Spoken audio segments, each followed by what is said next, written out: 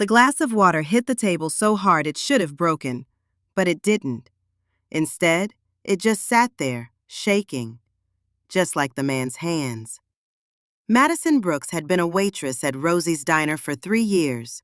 She'd served thousands of customers, rich ones, poor ones, rude ones, kind ones. She thought she'd seen everything, but she'd never seen a grown man turn white as a ghost just from looking at her necklace. "Where did you get that?" His voice came out like a whisper, a scared whisper. Madison touched the silver locket hanging around her neck, the one with the tiny sapphire charm, the one she'd worn every single day since she was 10 years old.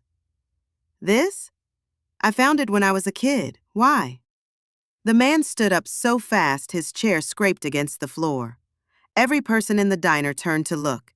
His expensive suit, his fancy watch, his hands shaking like leaves in the wind, and his eyes. His eyes were filling with tears. Before I tell you what happened next, please hit that subscribe button right now and turn on notifications for Bimsy Stories channel. This encourages us to post more interesting love stories like this. Drop a comment telling me where you're watching from. Now, let's continue. The man reached out his hand, then pulled it back, like he was scared to touch the necklace, or like he was scared it would disappear if he did. Can I see it closer?" he asked. Madison stepped forward. She didn't know why she trusted him. Maybe it was the tears in his eyes. Maybe it was the way his voice broke when he spoke. She leaned forward so he could see the locket better. His fingers touched the silver charm, and then he turned it over. On the back, so tiny you could barely see it, were words carved into the metal. Words Madison had read 1,000,000 times but never understood. "To Lily, love Dad." The man's breath caught. One tear ran down his cheek, then another. Then he looked up at Madison with eyes full of something she couldn't name.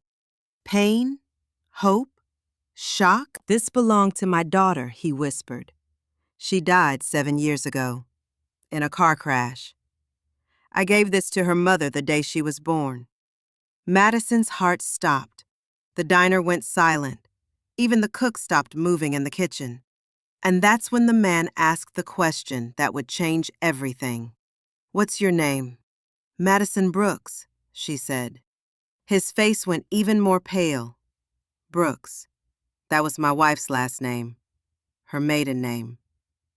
His voice cracked completely. "Before she died." Before I tell you what happened next in that diner, you need to understand how two people from completely different worlds ended up in the same place at the same time. Because this wasn't an accident. This was fate. Madison Brooks was 26 years old. Every morning she woke up in her tiny apartment above Murphy's Laundromat on Oak Street in Lancaster, Pennsylvania. Her apartment was so small you could stand in the middle and touch both walls. It had one room that was everything: kitchen, bedroom, living room, all mixed together. The bathroom was so tiny you had to close the door to sit on the toilet. But it was hers, and that mattered. Madison worked at Rosie's Diner on Route 30. If you've ever driven across Pennsylvania, you know Route 30. It's an old highway that goes through small towns and farmland. Rosie's was one of those classic American diners. Red booths, black and white checkered floors, a big silver coffee machine that always made a hissing sound, and a neon sign outside that buzzed and flickered at night but never went out. The diner smelled like coffee and bacon in the morning, like burgers and French fries at lunch, and like apple pie all day long. Frank Rodriguez owned the place. He was the cook. He'd hired Madison 3 years ago when she walked in looking for work. She had no experience, no references, but Frank saw something in her eyes, something kind, something honest. "Can you smile even when customers are mean?" he'd asked. "Yes, sir," Madison had said. "Can you carry 3 plates at once?" "I can learn," Frank had smiled. "You're hired." And Madison had been there ever since, working doubles when she needed money, coming in early, staying late, Because Rosie's wasn't just her job. It was the closest thing to family she had. You see, Madison grew up in foster care. That means she didn't have parents, at least not parents who kept her. When Madison was a baby, just a few days old, someone left her at a hospital in Cleveland, Ohio. There was a note pinned to her blanket. It said, "Her name is Baby Girl Brooks. Please take care of her. I can't." That's all Madison knew about her beginning. Baby Girl Brooks. No first name. No last name except the one written on that note. No mother, no father, no family. She spent her whole childhood moving from house to house, foster family to foster family. Some families were nice. They tried to love her, but they always had other kids too. Real kids, blood kids. Madison was always the extra one, the temporary one. Other families weren't nice at all. They just wanted the check the government sent them every month for taking care of foster kids.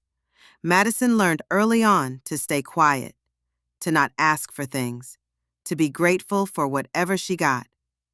When she turned 18, she aged out of the system. That's what they called it, like milk going bad. One day you're a kid in foster care. The next day, you're an adult on your own. No more help, no more support, just good luck. Madison got a job washing dishes at a truck stop. She saved every penny, got a room at the YMCA, then a real apartment, then the waitressing job at Rosie's. She built her life from nothing, and she was proud of that. The only thing Madison had from her past, her real past, was the necklace. When she was 10 years old, living in a group home in Cleveland, a social worker named Mrs. Patterson had given her a cardboard box. "These are your belongings from when you first entered the system," Mrs. Patterson had said. "You're old enough to have them now."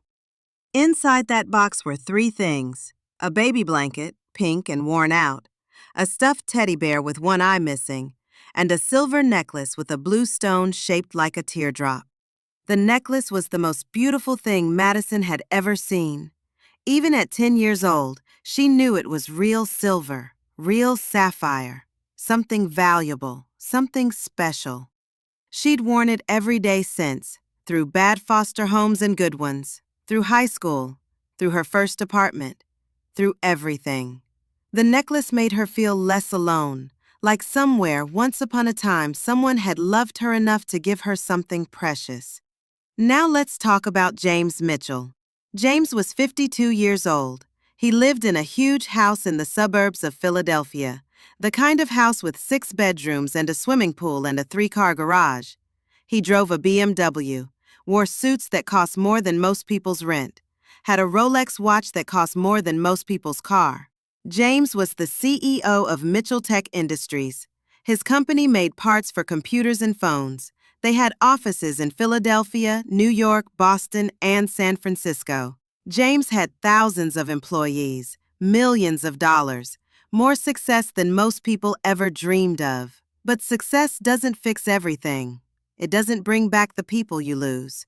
7 years ago, James had a wife named Grace. She was beautiful, kind, patient. They'd met in college, got married young, and when Grace got pregnant, James was the happiest man in the world. They named their daughter Lily, after Grace's grandmother. Lily had Grace's blonde hair and James's blue eyes. She was perfect, absolutely perfect. But James wasn't a perfect father. He worked all the time. Missed Lily's first smile because of a business trip. Missed her first tooth because of an important meeting. Grace would beg him to come home early, to take a day off, to be there for his family. "After this project," James would always say, "after this deal, after this quarter, then I'll slow down, I promise." But he never did. There was always another project, another deal, another reason to put work first. Then came February 14th, Valentine's Day, 7 years ago. Grace wanted to drive to Harrisburg to visit her sister. She wanted James to come with them, have a family day. Lily was 6 months old, sitting up, starting to babble, growing so fast. but James had a meeting, an important one. "I can't miss this," he told Grace.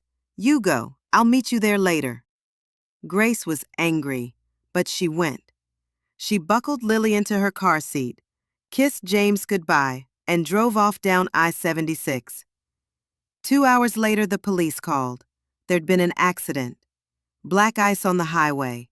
Grace lost control of the car, hit a guardrail, then a tree. The car caught fire. James raced to the hospital, but the police met him in the parking lot, stopped him before he could go inside. "I'm sorry, Mr. Mitchell," the officer said. "There was nothing they could do. Your wife and daughter died on impact. They didn't suffer." James collapsed right there in the hospital parking lot, screaming, crying, begging God to let it not be true. But it was true. Grace and Lily were gone, and it was his fault. If he'd been in that car, maybe he could have grabbed the wheel. Maybe he could have saved them. Or maybe he'd be dead too. And honestly, James thought that would be better. The funeral was closed casket. The fire had been too bad. James never got to see them one last time. Never got to say goodbye. He buried his wife and 6-month-old daughter in matching white caskets at Riverside Cemetery. For months, James couldn't function. He barely ate, barely slept. He'd sit in Lily's nursery for hours, holding her stuffed animals, crying until he couldn't cry anymore. Eventually, he went back to work, not because he wanted to, but because he didn't know what else to do. And work was the only thing that made him forget. For a few hours at least, he threw himself into the company, worked 16-hour days, built his business bigger and bigger. But the guilt never went away.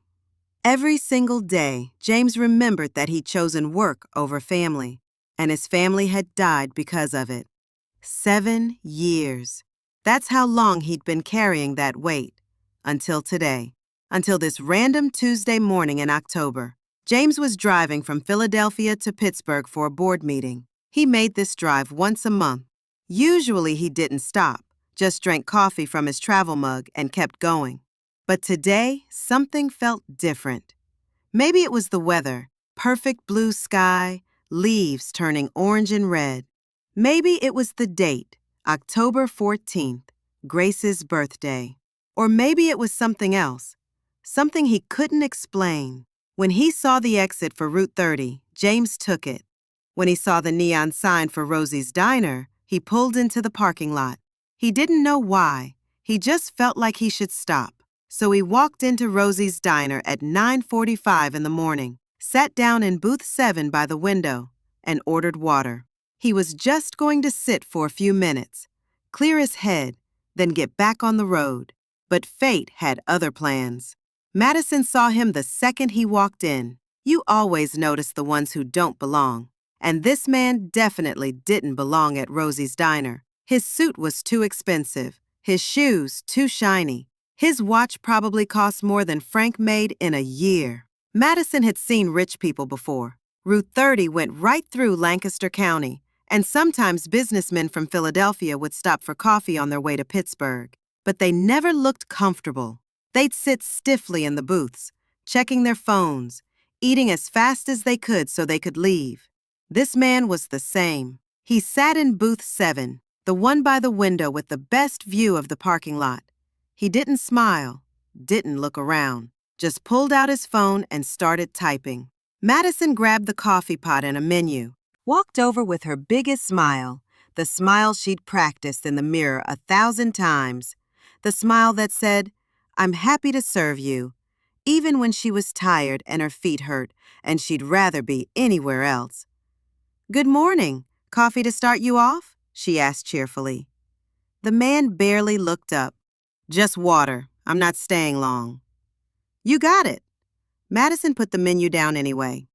"I'll be right back." She walked to the counter where Frank was flipping pancakes. "Rich guy in booth 7, she said quietly. "Probably won't tip." Frank glanced over. "They never do, but serve him anyway. That's the job." Madison filled a glass with water and ice. She balanced it on a small tray along with a napkin and silverware. Years of waitressing had taught her how to carry things without spilling, even when her hands shook, even when she was nervous.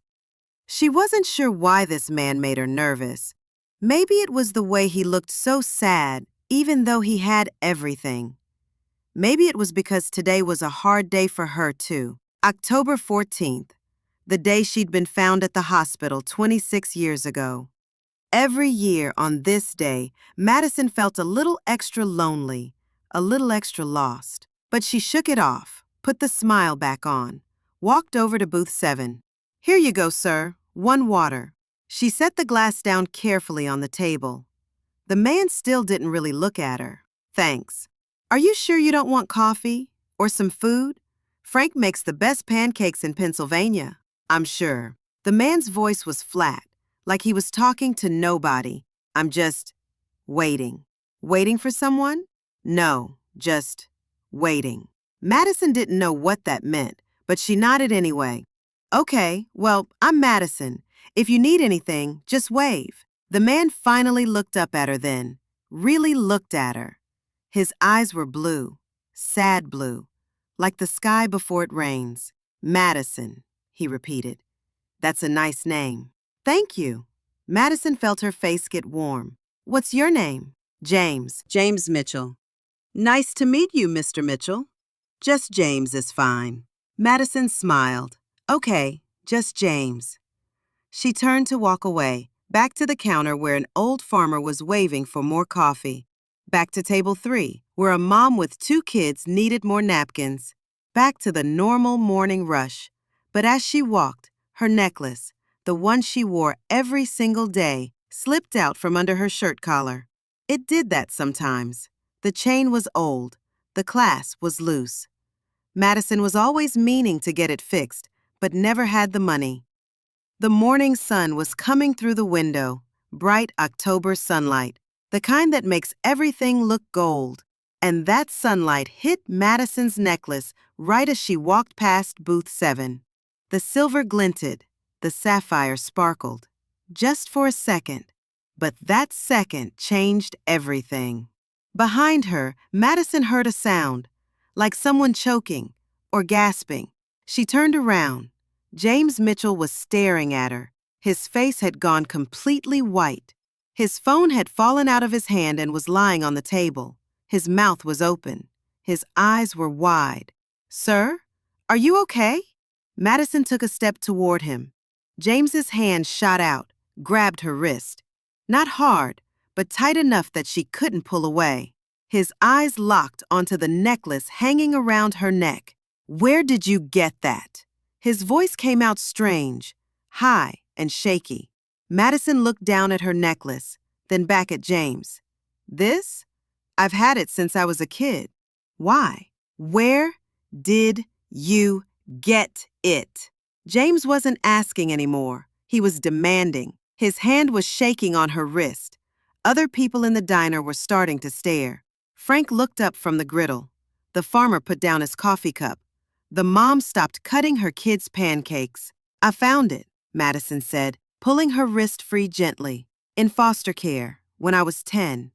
It was in a box of my stuff from when I was a baby. Can you please let go?" James dropped her wrist like it burned him. He stood up so fast his chair scraped loudly against the floor. Every head in the diner turned to watch. I need to see it closer, please." James's voice was breaking now. "Please." Something in his voice made Madison trust him. She didn't know why. Maybe it was the tears in his eyes. Maybe it was the way he said please, like he was begging. Maybe it was because today was already such a sad day, and she was feeling emotional. Whatever it was, Madison stepped closer, leaned forward, let James look at the necklace. His hand reached out, touched the silver pendant with just his fingertips, like he was afraid it would disappear, like it was made of glass and might break. Then he did something that made Madison's heart stop. He turned the pendant over. On the back, carved so small you had to look really close, were words. Madison had read those words 1,000,000 times over the years. She'd never known what they meant, Never known who Lily was. Never known who Dad was. Just knew that once, someone had loved someone enough to write it in metal that would last forever. To Lily, love Dad. James read the words out loud. His voice broke on Lily. A tear ran down his cheek. Then another. How do you have this? He whispered. How? Madison pulled back. I told you, I've had it since I was 10. What's going on? Why are you crying? James looked up at her. His whole face was wet with tears now. His hands were shaking so bad he had to put them in his pockets. This necklace, he said slowly, belonged to my daughter. Madison felt cold all over. Your daughter? Yes. James's voice was barely a whisper. Her name was Lily. I gave this to her mother the day she was born. It was custom made, one of a kind. I had those words engraved on the back. Where's your daughter now? Madison asked, even though part of her already knew the answer. She died. James said it like the words hurt coming out. 7 years ago, in a car crash with her mother. She was only 6 months old. I buried her wearing this necklace. It was supposed to be with her forever. The diner had gone completely silent. Nobody was eating. Nobody was talking. Even the coffee machine seemed quieter. Everyone was listening. Madison's mind was spinning. That's not possible. I've had this necklace for 16 years, since I was 10. It was in my baby things.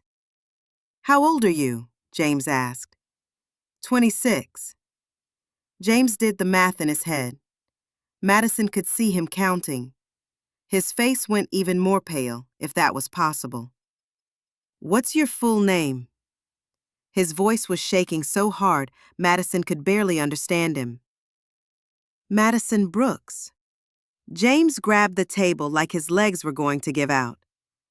Brooks? That's my wife's maiden name. Grace Brooks. Before we got married, she was Grace Brooks.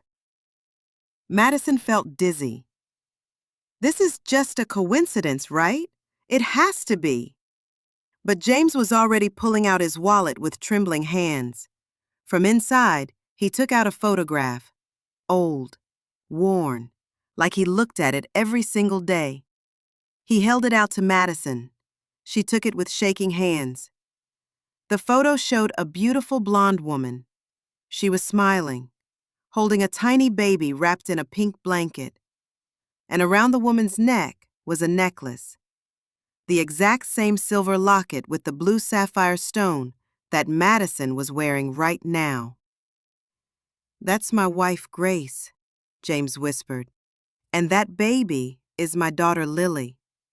This photo was taken the day she was born, 26 years ago. Same day you were born. Madison looked at the photo, then at James, then at the necklace, then back at the photo. I don't understand, she whispered. James's tears were falling faster now. I buried my wife and daughter 7 years ago. Closed casket. I never saw their bodies. The fire was too bad. But what if... He stopped, looked at Madison, really looked at her. What if only Grace died? What if the baby survived? But I was found at a hospital in Cleveland, Madison said, as a newborn. The note said my mother couldn't take care of me. The crash was near Cleveland, James said, on I-76. Grace was driving to see her sister in Harrisburg, but she would have gone through Cleveland to get there. The pieces were falling into place. Horrible, impossible pieces. Are you saying... Madison couldn't finish the sentence. James looked at her with eyes full of hope and pain and something else Madison couldn't name. I'm saying that I think you're my daughter. Continuing the story, Madison dropped the photograph. It floated to the floor and landed face up between them. Her hands were shaking too hard to hold it. That's not possible, she whispered. You said your daughter died. You buried her. James picked up the photo with trembling fingers. That's what I was told. That's what I believed. But what if I was wrong? What if someone lied to me? Why would anyone lie about that? Madison could barely breathe. The diner felt too hot, too small, too loud, even though everyone was silent. I don't know. James sat back down in the booth like his legs couldn't hold him anymore. But think about it. You were found at a hospital in Cleveland the same time as the crash. You have a necklace that should be buried in a grave. Your last name is my wife's maiden name, and you're the exact right age. Madison shook her head. This is crazy. This is absolutely crazy. Frank came over from behind the counter. He'd been listening to everything. Madison, honey, are you okay? Do you need to sit down? Madison realized she was swaying. The room was spinning. I think I need some water. You're already holding water, Frank pointed out gently. Madison looked down. Sure enough, she was still holding the tray from when she'd brought James his drink. She set it down on the table before she dropped it. I don't understand any of this, she said. Her voice sounded far away, like someone else was talking. If what you're saying is true, then where have you been for 26 years? Why didn't you look for me? Because I thought you were dead, James's voice broke. They showed me a death certificate, 2 death certificates, one for Grace, one for our daughter Lily. They told me the bodies were too burned to identify, but the DNA matched. I had a funeral. I buried 2 coffins. How was I supposed to know one of them was empty? A truck driver at the counter spoke up. His voice was quiet, but everyone heard him. I remember that accident. 7 years ago. It was all over the news. Young mother and baby died in a car fire on I-76. Everyone was talking about it. Me too, an elderly woman said from a booth. It was so sad. The husband wasn't even in the car. He was at work or something. James put his face in his hands. I should have been in that car. If I'd been there, maybe I could have saved them. Or maybe I'd be dead too. Either way, Lily wouldn't have spent 26 years thinking she had no family. Madison felt tears running down her face. I'm not Lily. I can't be. My name is Madison Brooks. I've been Madison Brooks my whole life. Names can be changed, Frank said quietly. If someone wanted to hide a baby, they could change her name easy enough. But why? Madison looked at Frank. Why would someone hide me? Why would someone tell him I was dead? James looked up. His eyes were red from crying. Grace's sister, Helen. She never liked me. Always said I worked too much. Said I was a bad husband, a bad father. Maybe. He stopped. The thought was too terrible to finish. Maybe she saved you from the crash, Frank finished for him, and decided to keep you from your father.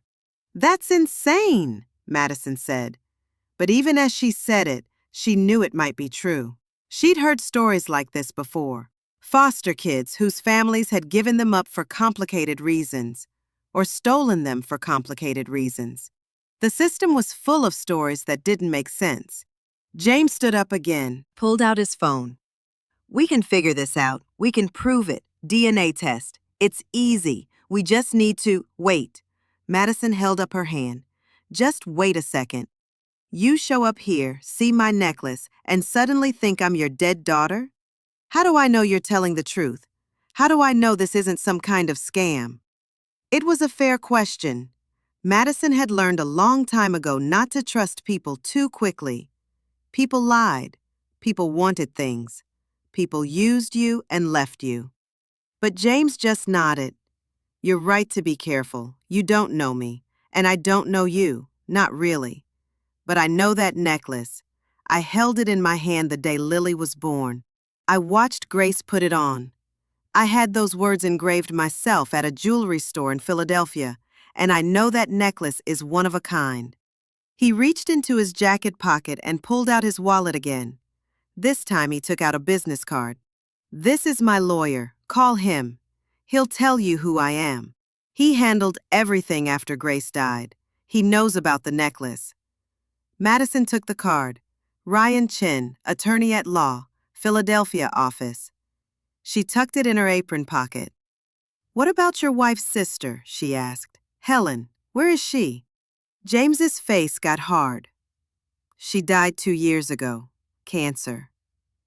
So we can't ask her what really happened." "No.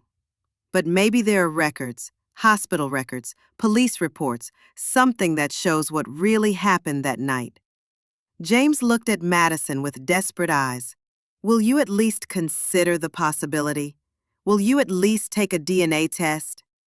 Madison looked around the diner. Everyone was watching, waiting to see what she'd say. The farmer, the truck driver, the mom with the kids, Frank behind the counter. Even the cook had come out of the kitchen to listen.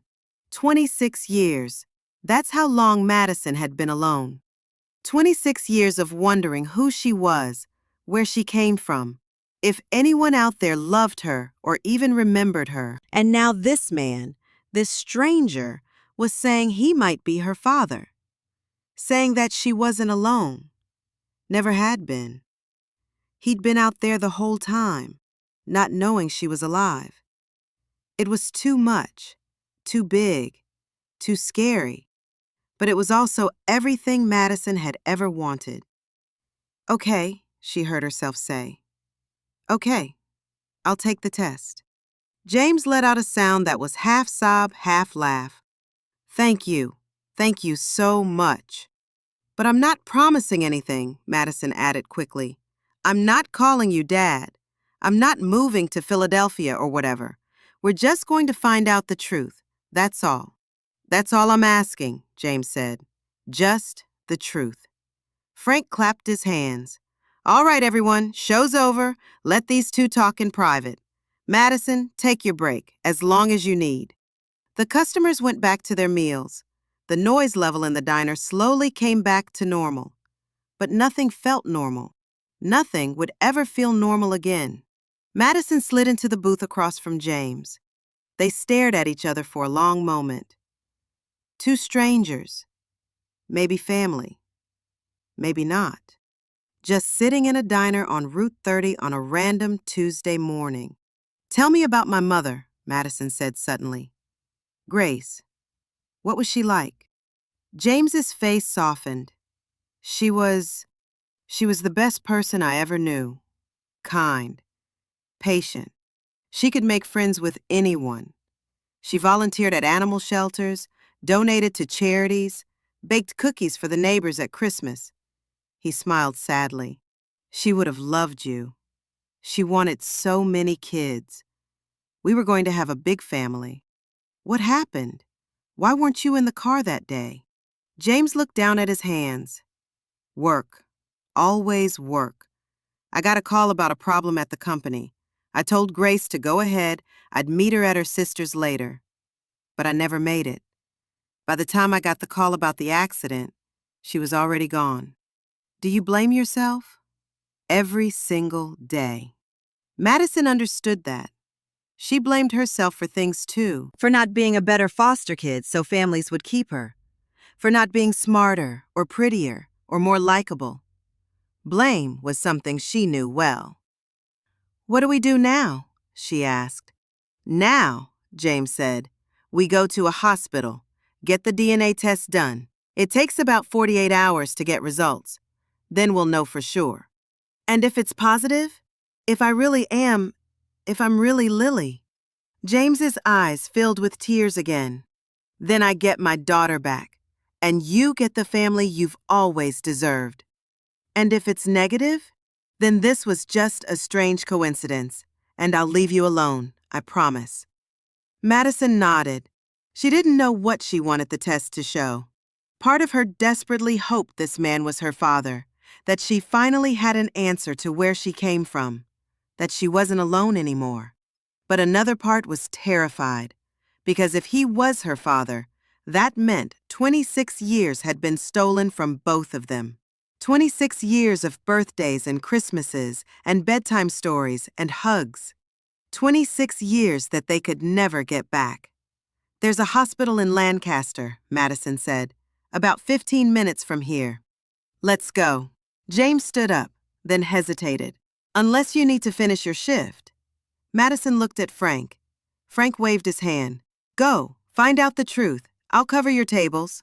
So Madison untied her apron, hung it on the hook by the kitchen, and walked out of Rosie's diner with a man who might be her father. The autumn air was cool. The leaves on the trees were turning orange and gold. The sky was bright blue. It was a beautiful day, the kind of day when anything seemed possible. James led her to his BMW in the parking lot. Madison had never been in a car that nice. The seats were leather. The dashboard looked like a spaceship. Everything was clean and new and expensive. They didn't talk much on the drive to Lancaster General Hospital. What was there to say? They were both thinking the same thing, hoping the same thing, fearing the same thing. At the hospital, James explained everything to the receptionist. She didn't seem surprised. Apparently, people came in for paternity tests all the time. They were taken to a small room. A nurse came in with 2 cotton swabs. "This'll just take a second," she said cheerfully. "Open wide." She swabbed the inside of Madison's cheek, then James's. Put each swab in a separate tube, labeled them. "Results in 48 hours, she said. "We'll call you." That's it. That's all it took. 2 swabs, 48 hours. And Madison would know if her entire life had been a lie. They walked back to the car in silence. James drove Madison back to Rosie's, pulled into the parking lot, put the car in park. But neither of them moved to get out. "What do we do now?" Madison asked. "Just wait?" "I guess so." James drummed his fingers on the steering wheel. "Madison, can I ask you something?" "Sure. Do you want me to be your father?" It was a strange question, but Madison understood what he was really asking. "Do you want this to be true, or are you hoping it's not?" Madison thought about it, really thought about it. "I don't know," she said honestly. "Part of me hopes you are, because I've always wanted a family, always wanted to know where I came from. But another part of me is scared." "Scared of what?" "Scared that if you are my father, then we've lost so much time, and we can never get it back. And maybe," she stopped. "Maybe what?" "Maybe you'll be disappointed when you get to know me. Maybe I'm not the daughter you wanted." James turned to look at her. His eyes were serious. "Listen to me, Madison. If you are my daughter, and in my heart I already know you are, then I could never be disappointed. Never. Because having you back, even if it's just for right now, is more than I ever thought possible." Madison felt tears starting again. She'd cried more today than she had in years. "Can I ask you something?" "Anything." "If I am Lily, will you want me to change my name? Go back to being Lily Mitchell instead of Madison Brooks?" James thought about that. "That's up to you. You've been Madison Brooks for 26 years. That's who you are. Lily was a baby I never got to meet. You can be whoever you want to be." Madison liked that answer. She reached for the door handle. "I should get back to work. Can I call you while we wait for the results?" Madison nodded. She pulled out her phone. They exchanged numbers. It felt weird, like trading numbers with someone you'd just met at a bar. Except this wasn't a date. This was possibly her father. "I'll call you tomorrow," James said, "just to check in, if that's okay." "That's okay." Madison got out of the car, started to walk toward the diner, then turned back. James had rolled down his window, watching her. "James?" she called. "Yeah? I hope it's true. I hope you're my dad." James's whole face lit up. "Me too, Madison. Me too." Completing the final sections of the 11,500-word story, the next 48 hours were the longest of Madison's life. She tried to work, tried to smile at customers, tried to pour coffee and take orders and act like everything was normal. But nothing was normal. How could it be? James called her that night, just to talk.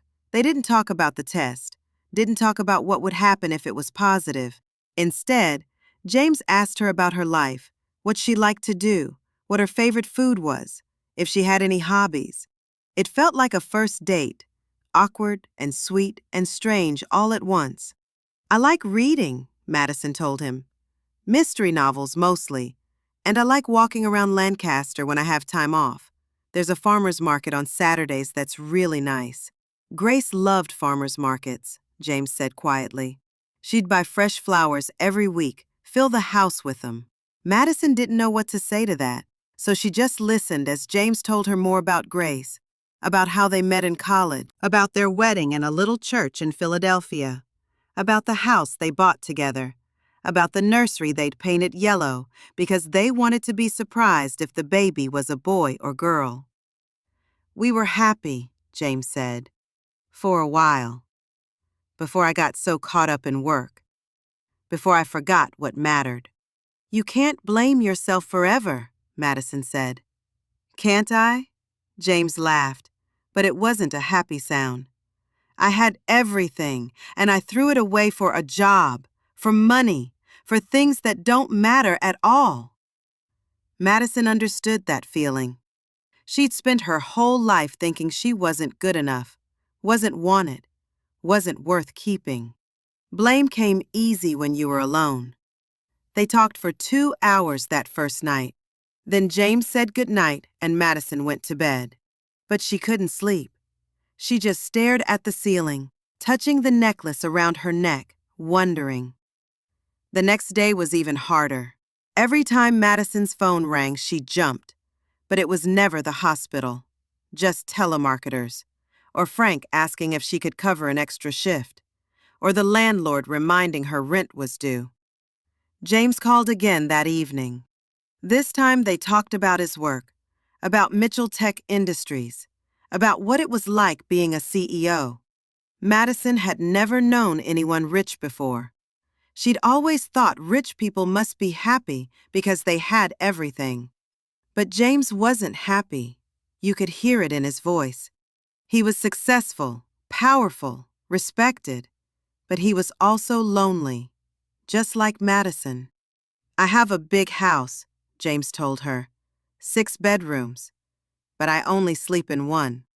The rest are just empty, full of furniture nobody sits on, full of space nobody uses. Sounds lonely, Madison said. It is. After Grace died, I thought about selling it, moving to an apartment. But I couldn't, because that was the house we bought together, the house where we were going to raise Lily. Letting go of it felt like letting go of them. But they were already gone. Yeah, but the house was proof they'd been real, that I'd had a family once, even if it was only for 6 months.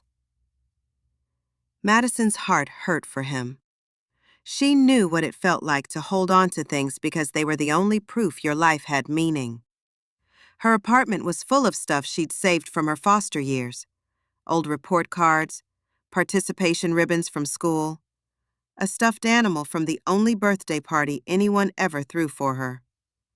Things that proved she'd existed, that she'd been here. James, Madison said, yeah, no matter what the test says, I'm glad I met you. There was silence on the other end. Then James's voice, thick with emotion. I'm glad I met you too, Madison. On the second day, Madison's phone rang at 2:47 p.m. She was refilling salt shakers at the diner. Her heart stopped when she saw it was the hospital. Hello? Her voice shook. Hi, is this Madison Brooks? Yes. This is Lancaster General Hospital calling with your test results. Is now a good time? Madison looked around the diner. Customers eating lunch, Frank at the grill, the normal Tuesday afternoon crowd. Yes, now is fine. Great. The results of your DNA test came back. You requested we call both parties, correct? Yes. Is James Mitchell on the line? I'm here, James's voice said. He must have been on a conference call. Madison sat down in an empty booth. Her legs wouldn't hold her up anymore. Okay, we're both here. The woman on the phone cleared her throat.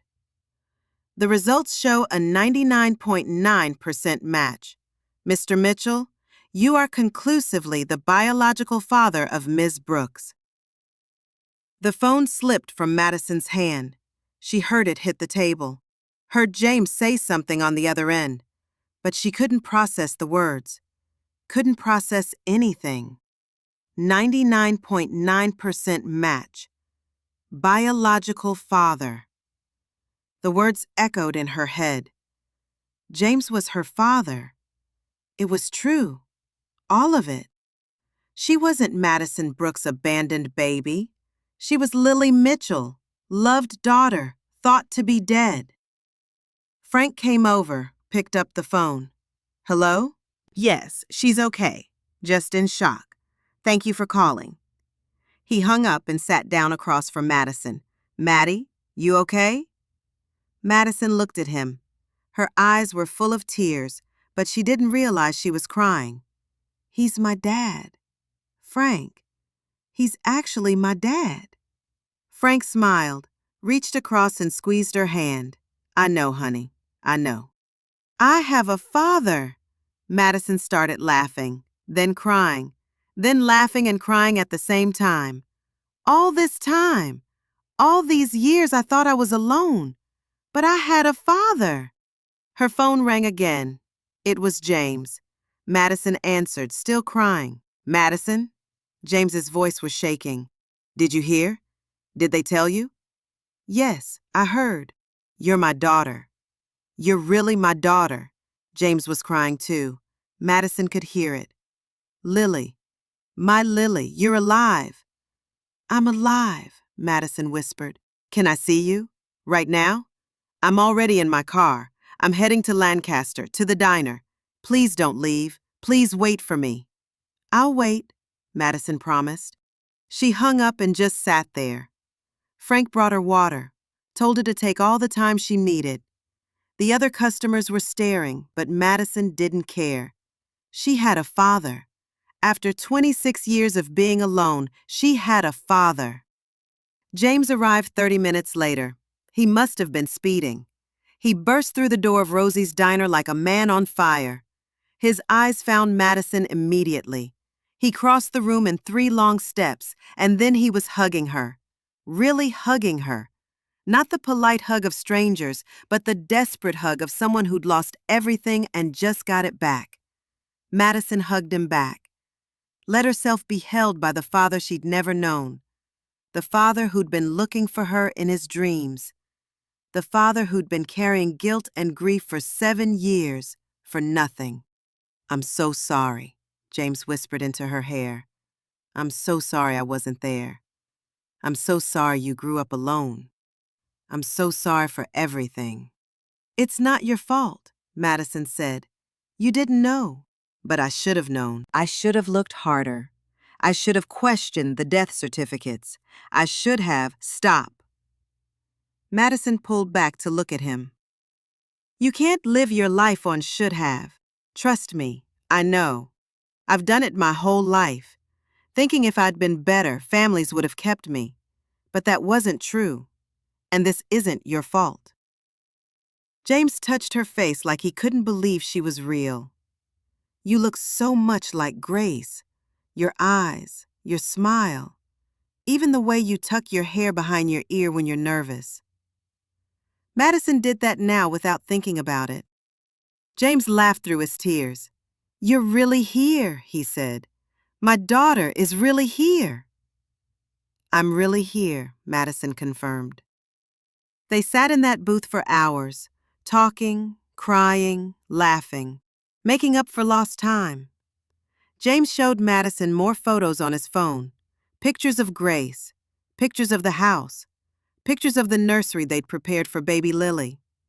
Madison showed James pictures too. Her high school graduation. She'd been the only one there without family. Her first apartment, tiny and proud. Her and Frank at the Dinah's Christmas party last year. A life James had missed, but a life he could be part of now. What happens now? Madison asked as the sun started setting outside the diner window. Now? James smiled. Now we figure it out together. If you want to, I mean, no pressure. We can take this as slow as you need. I want to get to know you, Madison said, but I need to do it my way. I'm not moving to Philadelphia right away. I'm not quitting my job. I'm not changing my whole life overnight. I understand. But maybe you could visit on weekends. We could have dinner, talk, get to know each other for real. I'd like that, James said. I'd like that a lot. And maybe eventually I could come see your house, meet your family, if you have family. I have a brother, Michael, and my mother, your grandmother, is still alive. She lives in Harrisburg. They're going to lose their minds when I tell them. Madison felt a flutter of fear. What if they don't believe it? What if they think I'm lying, trying to get your money? They'll believe it when they see the DNA test, and when they meet you. James squeezed her hand. You're my daughter. That makes you part of our family. And my mother has been praying for a miracle for 7 years. You're that miracle. A miracle. Madison had never thought of herself that way before. She'd always felt like a mistake, an accident, something unwanted. But maybe she wasn't. Maybe she was exactly what she was always meant to be. James's daughter, Lily Mitchell, reborn as Madison Brooks, a girl who'd spent 26 years lost, finally found. 3 days later, Madison met her grandmother.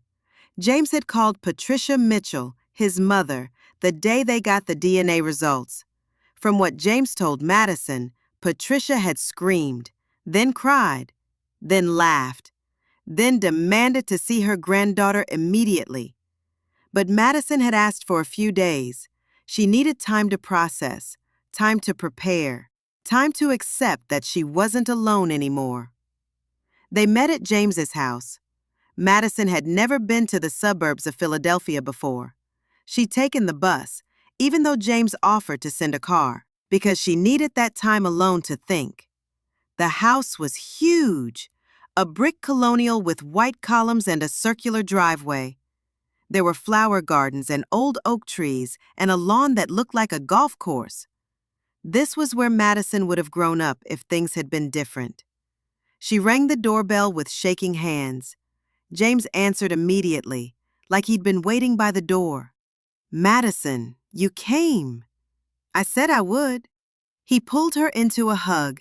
Madison was getting used to that, the way James hugged her every time he saw her, like he was afraid she'd disappear if he didn't hold on tight enough. Mom's in the living room, James said. She's nervous. She made enough food for an army, and she's been crying on and off all morning. That makes 2 of us, Madison admitted. James led her through the house. Hardwood floors, expensive furniture, photographs on every wall.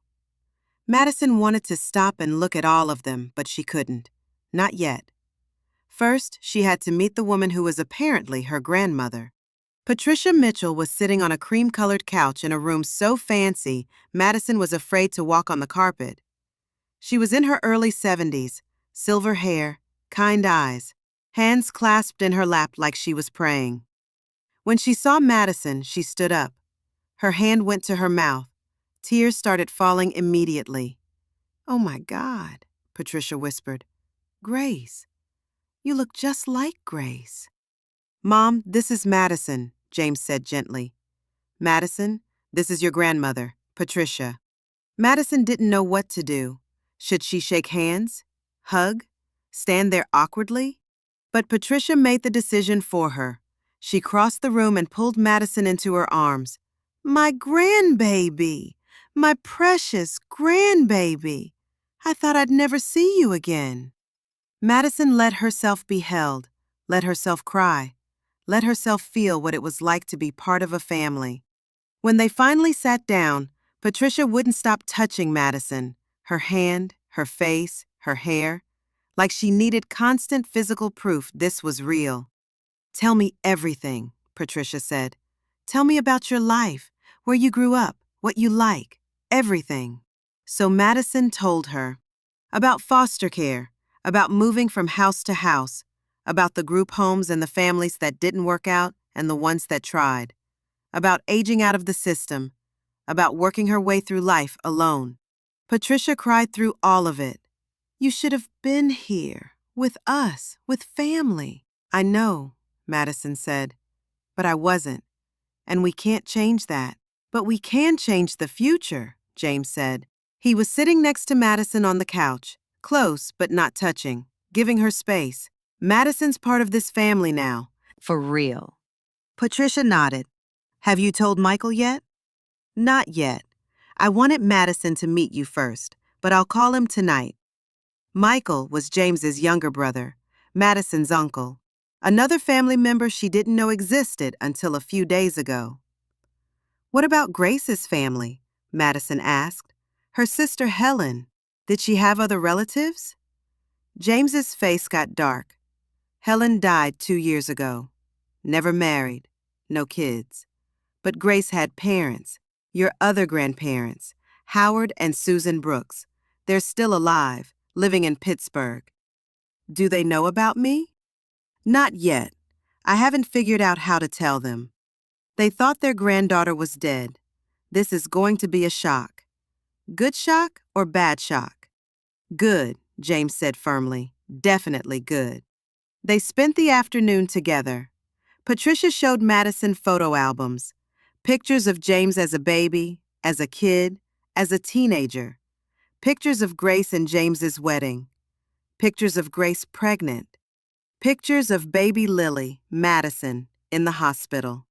"This is you," Patricia said, pointing to a photo of James holding a tiny newborn. 2 days old. You were so small, so perfect. Madison stared at the photo. That baby was her, but it didn't feel real. She had no memory of that moment, no memory of being held by her father, no memory of being part of this family. Can I keep this?" Madison asked. "You can have all of them," Patricia said. "I have copies. These belong to you." Madison carefully removed the photo from the album. It was the only picture she had of herself as a baby, the only proof of who she'd been before everything went wrong. They had dinner together. Patricia had made pot roast and mashed potatoes and green beans and rolls and apple pie. Way too much food for 3 people. But Patricia kept putting more on Madison's plate. "You're too thin," she fussed. "Don't they feed you at that diner?" "I feed myself," Madison said with a smile. "But I've never had a home-cooked meal like this. It's really good." Patricia beamed. "You'll come every Sunday. I'll cook. We'll eat together, like a family." James caught Madison's eye, asking without words, "Is this okay? Are we moving too fast?" Madison nodded. Sunday dinners. She could do that. After dinner, James showed Madison the house, her father's house. 5 bedrooms upstairs, a basement with a home theater, a backyard with a pool, a garage with 3 cars, and at the end of the hall upstairs, a closed door. "That's Lily's nursery," James said quietly. "I haven't been in there since the funeral. I couldn't." "Can I see it?" Madison asked. James hesitated, then nodded. He opened the door. The room was yellow, sunshine yellow, with white furniture and a crib and a changing table and shelves full of stuffed animals. There was a rocking chair by the window, a mobile hanging above the crib with little stars and moons. Everything was covered in a thin layer of dust, like time had stopped 7 years ago and never started again. Madison walked into the room, touched the crib, the rocking chair, the stuffed elephant on the shelf. "This was supposed to be my room," she said. "It still can be," James said, "if you ever want to move in, if you ever want to come home." Home. Madison had never really had a home, Just places she stayed, places she left, places that never quite fit. But looking at this room, this nursery that had been waiting for her for 26 years, Madison felt something shift inside her. Maybe she could have a home. Maybe she could have a family. Maybe she could stop running and just be. Not yet, she said. But someday, maybe someday. James smiled. Someday is enough. They stood together in that yellow room, father and daughter, lost and found, ready to start over. Completing the final sections of the 11,500-word story, the story of Madison Brooks, Lily Mitchell, made the news. It was impossible to keep it quiet. A billionaire's daughter, thought dead for 7 years, found working as a waitress. It was the kind of story that newspapers and TV stations loved. James tried to protect Madison's privacy. He refused most interview requests, put out a simple statement: "We're grateful to be reunited and ask for privacy as we rebuild our relationship." But people were curious. Customers came to Rosie's diner just to see the girl from the news, to take pictures, to ask questions. Madison hated it at first. All the attention, all the staring. But Frank put up a sign: "Respect our staff's privacy or get out." And most people were actually kind. They said congratulations, said they were happy for her, said it gave them hope that miracles still happened. Madison kept working at the diner. James didn't understand at first. "You don't have to work anymore," he'd said. "I can support you. You can go back to school, travel, whatever you want." But Madison explained, "I need to do this my way. I've been taking care of myself for 26 years. I can't just stop and become someone who lives off her dad's money. That's not who I am." James respected that, even admired it. So Madison kept her job, kept her apartment, kept her life mostly the same. Except now she had family dinners every Sunday and phone calls with her dad every night, and a grandmother who sent her care packages full of homemade cookies. 2 months after the DNA results, Madison met her other grandparents, Howard and Susan Brooks, Grace's parents. They lived in Pittsburgh in a small house with a garden full of roses. James drove Madison there. The whole way she was nervous. What if they hate me? What if they blame me for Grace dying? They won't, James promised. They loved Grace, and they'll love you too. Howard and Susan were in their 70s, small and sweet and soft-spoken. When they opened the door and saw Madison, they both started crying. "You look just like our Grace," Susan whispered. "Just like her." They invited Madison and James in, served tea and cookies, showed Madison photo albums full of Grace growing up. Grace as a little girl. Grace in high school. Grace on her wedding day. "She talked about you," Susan said, "when she was pregnant. She had so many plans. She wanted to teach you to bake, to garden, to paint. She was so excited to be a mother." "I wish I'd known her," Madison said honestly. "She knows you now," Howard said. He was a man of few words, but when he spoke, they mattered.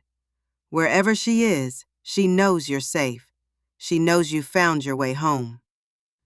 They asked Madison to stay for dinner, then for dessert, then just a little longer until it got late and James said they really had to go. But before they left, Susan gave Madison a box. "These were Grace's. I've been saving them, thinking maybe one day, but I never dreamed." She couldn't finish, just pushed the box into Madison's hands. Inside were Grace's childhood things: her baby blanket, her first pair of shoes, a journal she'd kept in high school, and a letter, addressed to "My baby girl." "She wrote that when she was 6 months pregnant," Susan explained. "Said she wanted you to have it someday, when you were old enough to understand." Madison's hands shook as she held the envelope. "Can I read it now?" "It's yours," Susan said. "Read it whenever you're ready." That night, back in her apartment, Madison opened the letter. Her mother's handwriting, her mother's words, speaking to her across 26 years and one death, and so much lost time. Dear baby girl, I'm writing this letter on a Sunday afternoon. It's raining outside. Your dad is at work. He's always at work. And you're kicking up a storm in my belly. I think you're going to be a soccer player. I don't know if you'll ever read this. Maybe I'll give it to you when you're 18, or maybe I'll be too embarrassed and hide it away. But I wanted to write down what I'm feeling right now, in this moment, before everything changes. I'm scared. I'm excited. I'm overwhelmed. Being a mother is the scariest thing I've ever done. What if I mess up? What if I'm not good enough? What if you need things I can't give you? But here's what I know for sure. I already love you more than I thought possible. I would do anything for you. Anything. I would fight for you, protect you, give up everything for you. And someday, when you're old enough to understand, I want you to know this. You are wanted. You are loved. You are everything we ever dreamed of. Whatever happens in life, and I hope only good things happen, please remember that you were not an accident. You were not a mistake. You were planned and prayed for and hoped for. You are our miracle. Love forever and always, your mom. Madison read the letter 3 times, cried through all 3. Her mother had loved her, wanted her, even if she only got 6 months with her. She called James, read him the letter over the phone. They both cried. She was right, James said when Madison finished. You are our miracle, then and now. 3 months after the reunion, Madison agreed to move into James's house, not permanently, just to try it out. She kept her apartment in Lancaster as a backup, but she wanted to see what it was like to actually live with family. The yellow nursery was turned into Madison's room. They painted it together, a soft blue that Madison picked out, put in new furniture, hung up her photos, made it hers. It felt strange at first, living in a mansion, having her own bathroom, having someone to say goodnight to, having breakfast with someone instead of eating alone. But it also felt right, like a piece of Madison that had been missing her whole life finally clicked into place. James taught her about his business, brought her to meetings, showed her what he did. Someday, if you want, this could be yours, he said, but only if you want, no pressure.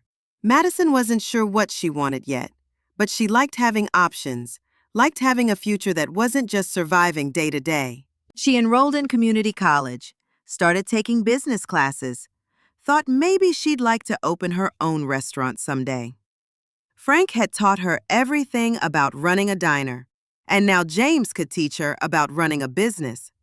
Patricia came over every Sunday, cooked huge meals, taught Madison family recipes, told stories about James and Michael when they were kids, showed her what it was like to have a grandmother who loved you. Uncle Michael visited from Boston with his wife and 2 kids, Madison's cousins. She had cousins. Kids who called her Aunt Maddie and wanted to play with her and asked a million questions. Family. Real family. Not foster family that could send you back. Not temporary family that was just doing a job. But real, blood family that was hers forever. 6 months after the reunion, on a Sunday in April, James and Madison went to Riverside Cemetery, to Grace's grave. The headstone was simple, beautiful. Grace Mitchell, beloved wife and mother, 1999 to 2018. I used to come here every week, James admitted. Talk to her, tell her about work, about life. Ask her to forgive me for not being in the car that day. What did she say? Madison asked. Nothing. Obviously, she's dead. James smiled sadly. But sometimes I felt like she was listening. Like maybe she wasn't completely gone. Madison knelt down, touched the gravestone. Hi, Mom. I'm Madison. I'm Lily, your daughter. I'm sorry it took me so long to find my way here. The words felt silly, talking to a piece of stone, but they also felt important. I read your letter, Madison continued. The one you wrote when you were pregnant. You said I was your miracle. Well, Dad found me, and I found him. And we're a family now, like you wanted. So, thank you for loving me, even though you only got 6 months. James put his hand on Madison's shoulder. She would be so proud of you, of who you became, despite everything. They stayed at the cemetery for an hour, told Grace everything about the diner, about the necklace, about the DNA test, about their new life together. And maybe it was Madison's imagination, but she swore she felt something, like a warm breeze on a still day, like someone smiling, like her mother saying, "I'm glad you found each other. I'm glad you're okay." That night, back at the house, James gave Madison a gift, a small box wrapped in silver paper. "What's this?" Madison asked. "Open it." Inside was a key, house key. "This is your home," James said, "for as long as you want it to be. And even if you move out someday, you'll always have a place here. Always." Madison hugged her father, her real father. Not a foster dad who'd give her back, not a social worker who'd move her to the next place, but her father, forever. "Thank you," she whispered, "for not giving up on me, even when you didn't know I was alive to look for." "Thank you for finding your way back," James said, "even when you didn't know I existed." They'd both been lost for 26 years, searching for something they couldn't name, something that felt like home, like family, like belonging. And finally, in a diner on Route 30, over a glass of water and a necklace, they'd found each other. 1 year later, Rosie's Diner had a new sign. It still said Rosie's in big red letters, but underneath, in smaller letters, it said, "Where miracles happen." Frank had put it up as a joke, but people loved it. They came from all over Pennsylvania to see the diner where a father and daughter reunited, where a necklace told a secret, where fate stepped in and fixed something that had been broken for 26 years. Madison still worked there sometimes. Not every day anymore, but on Saturdays, when she was home from her business classes, she'd put on her apron, pour coffee, smile at customers, remind herself where she came from, because it was important not to forget. Important to remember what it felt like to be alone, to be lost, so she could appreciate what she had now. James came to the diner every Saturday morning, sat in booth 7, his booth according to the regulars, ordered pancakes and coffee, and spent time with his daughter in the place where they'd found each other. "You know you could just visit me at home," Madison teased him. "You don't have to drive an hour to watch me work." "I like watching you work," James said. "Besides, this place is special. This is where my life started over." Madison couldn't argue with that. She'd officially changed her name. She was now Madison Lily Mitchell Brooks. She kept Madison because that's who she'd been for 26 years, added Lily because that's who she was supposed to be, kept Brooks to honor her mother, and took Mitchell because she was her father's daughter. It was a long name, but it was hers, all of it. She'd started a foundation with James, Grace's Gift Foundation. They helped children in foster care, provided resources, funded programs to reunite families when possible, gave kids the support Madison never had. "If we can help even one kid not feel as alone as you did," James had said, "then it's worth it." In 1 year, they'd helped 12 families reunite, 12 children who thought they were alone find out they had people looking for them, people who loved them, people who never stopped hoping. Madison had moved into James's house full time. Her apartment in Lancaster was now rented to a college student. Madison didn't need it anymore. She had a home, a real home. The yellow nursery, now Madison's blue bedroom, was full of life. Photos on the walls, books on the shelves. The silver necklace hung on a special stand on her dresser, right next to the photo of her mother, holding her as a baby. She'd met dozens of relatives over the year, aunts, uncles, second cousins, people who'd known her mother, people who'd known her father, people who welcomed Madison with open arms and said things like, "I always knew something was wrong," and "I'm so glad you're home." Family dinners every Sunday had become sacred. Patricia cooked. Madison helped. James set the table. Sometimes Uncle Michael came with his family. Sometimes Howard and Susan drove up from Pittsburgh. The house that had been empty for 7 years was now full of laughter, full of voices, full of love. On the first anniversary of the day they met, James took Madison back to Rosie's diner. Frank had closed it for the evening, just for them. He made them dinner, pancakes, ironically. The thing Madison had offered James that first day. "A year ago, I walked into this diner expecting nothing," James said. "Just wanted coffee, a place to sit for a minute. And instead, I got my whole world back. A year ago, I thought I'd work my whole life alone," Madison said. "No family, no one to call when things got hard. And now I have more family than I know what to do with." They laughed, cried a little, looked at Frank, who was absolutely crying behind the counter. "You two are going to make me close this place permanently if you keep being so emotional," Frank joked. But he was smiling. Before they left, Madison did something she'd been planning for months. She took off her necklace, the silver locket with the sapphire charm, and put it on the table. "This necklace brought us together," she said. "It's the reason you recognized me, the reason we're sitting here today. And I think it did its job. I don't need it to remind me I'm not alone anymore. I have proof every single day."